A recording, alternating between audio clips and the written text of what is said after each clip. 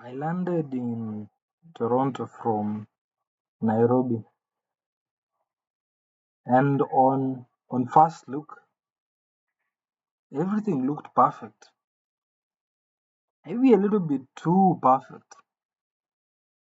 So I stared at it, moved my head from side to side, up, down, and I removed my phone from my pocket and I took a few photos and a few videos.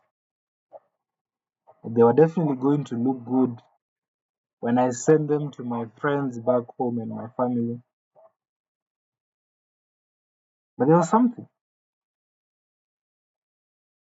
I can't put a finger on, something I felt for the entire 5 years that I spent in that city. And I think we're just going to call it sadness. Now that's the only word I could come up with. Because I looked at the grass, so well mowed, nice to sleep on actually, as you enjoy the midday sun during summer or fall. And there are actually people lying on it, looking. I don't know how to express how they looked, but I looked at the grass and it looked sad. For some reason, in all its perfection, it didn't elicit a feeling of happiness in me. I looked further while I was standing in this park. There are some swings, and the children on the swings. There was a slide for the children also, and there was this makeshift structure that they could climb on, and it looked like they were trying to, or they were chasing happiness. I guess that's supposed to be a happy place for the children, but it looked sad for some reason. It did. It didn't give me that feeling of happiness. I even went to swing there with the kids. Adults also swing, but I didn't get the happiness I got when I was on a swing back home. So I continued walking. I saw some people playing baseball. I don't know much about baseball. It's not a game that is played in Kenya. But yeah, I didn't see happiness either in there. I'm not going to say the people were sad. They were sometimes they were smiling and sometimes they were laughing. They looked like they were having fun, but I have this unshakable feeling. It sounds or it looked like whatever they were feeling was not that deep. Like it was just on the surface. That's just a hunch I had or a gut feeling rather than an observation I really defend. So I continued walking. The sidewalks are paved, really nice, not dusty, not muddy. The town council uh, gets people to collect all the dirt on the street, so they're also very clean. But in all the niceness they have, the pavements look sad too. I know the stones don't have feelings, but when I looked at them, they look sad. I looked at the nice cars passing on the road. Most of them new. A few, were supercars. But as I looked at them, I was filled with sadness. I don't know why, but I was filled with sadness. I looked at the smooth tarmac roads with no potholes, where you just glide like you're on the sea. I looked at the street lights. Every intersection there were some, and people crossed very civilized, in a very civilized manner, and also the vehicles waited patiently for you to cross. That's not something I had observed in Kenya. Like in Nairobi,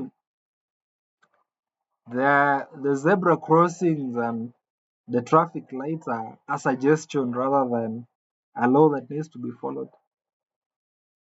People here in Toronto are very civilized, which is a beautiful thing, I would say. But even that looked sad. I looked at the tall buildings, like landmarks, famous landmarks that are known all over the world. Beautiful buildings. I'm not going to say they were not beautiful because they were, but in all their beauty and their glory,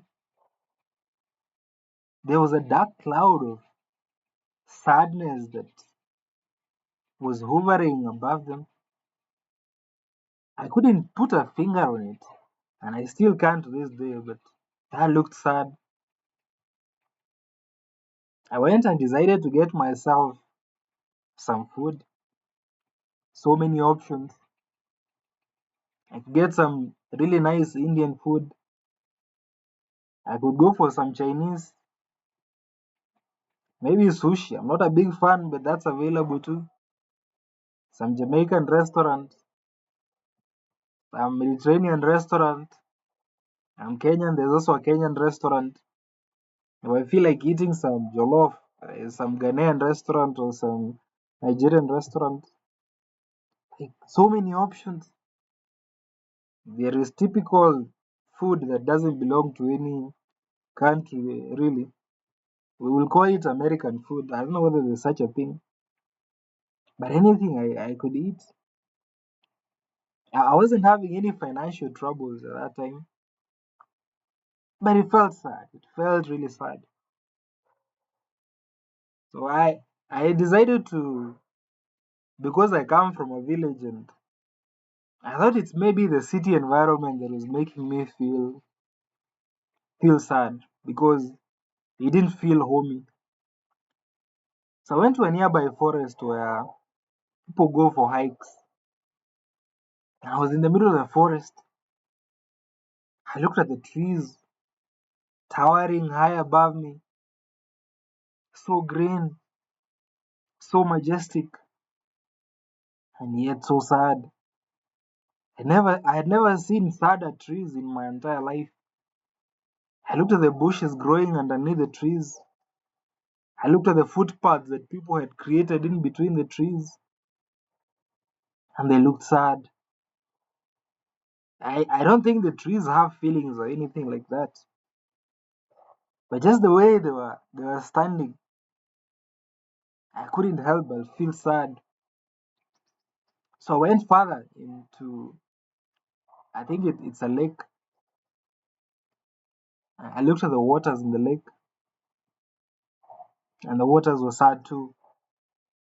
I don't know why, but they looked sad to me. The waves as they were hitting the shores, they didn't look excited to do it.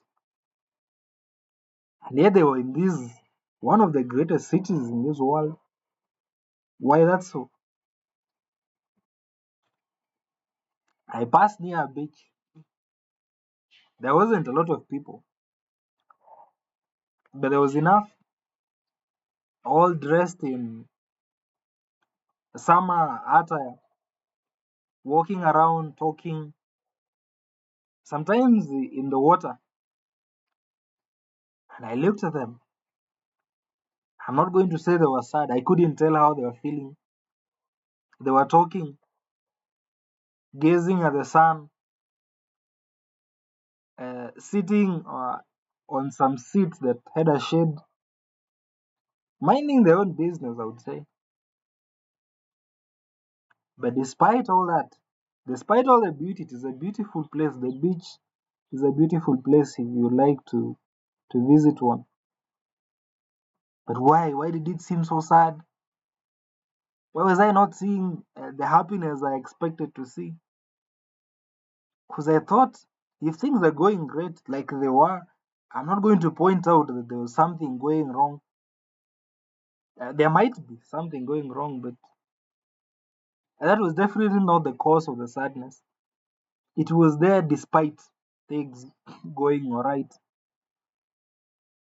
And later on, I was on my laptop.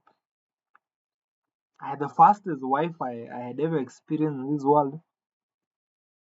So I went to Google, typed in youtube.com, and went onto YouTube. So many videos to watch right now for free. It's a luxury I never had back home. So I watched the first video, the second one, and the third one. Took me about an hour. Then I was engulfed in some serious sadness. It just came all over me like a ghost and took over my entire being. I looked at the videos and they were not interesting anymore. There was too much of it that was freely available. So sad. I was living in a nice room, a nice carpet. Now, our house back home doesn't have a carpet, so it felt so nice. I could just sleep on the floor and it would be comfortable. I actually sometimes I used to do that, but it didn't feel great. I was attending school in Toronto, one of the best universities in the world. I went to class, but the class also felt sad. Like everywhere I went was just full of sadness. I tried talking to people, and they were very nice. I think Canadians are known for being nice. They were very helpful. I don't have anything to complain about them really. I know there are issues like segregation, maybe racism, maybe just cultural differences. There are so many things that could affect human to human relationships, and I was okay with all that.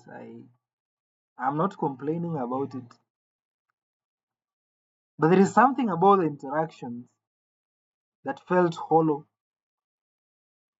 something that felt empty, something that felt unfulfilling, something that felt unsatisfying, and I'm gonna call that sadness. The relationships were sad,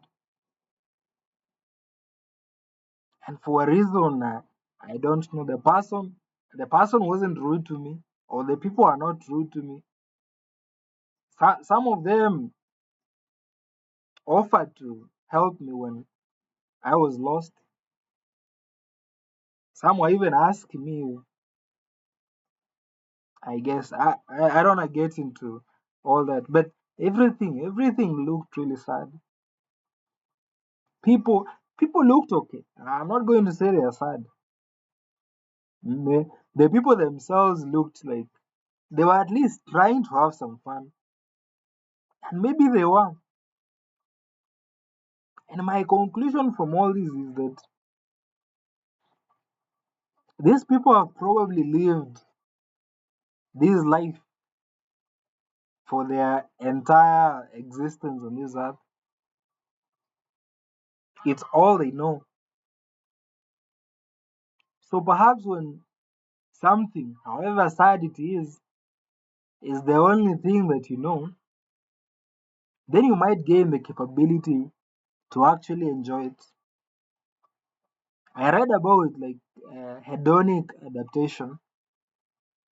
You can look it up if you want to know what that is. But I think these people have been so used to this environment that they can actually derive happiness from it. Where someone from outside might not really be able to see things the way they are seeing them. That's why I'm not classifying them as sad. Sometimes they were smiling, sometimes they were laughing, some were frowning. I'm sure some were crying even if I didn't see any. But that's just normal in any community or environment. But if you're coming from a third world country like Kenya to a country like Canada, you need to be aware you might feel this feeling, which I'll call sadness.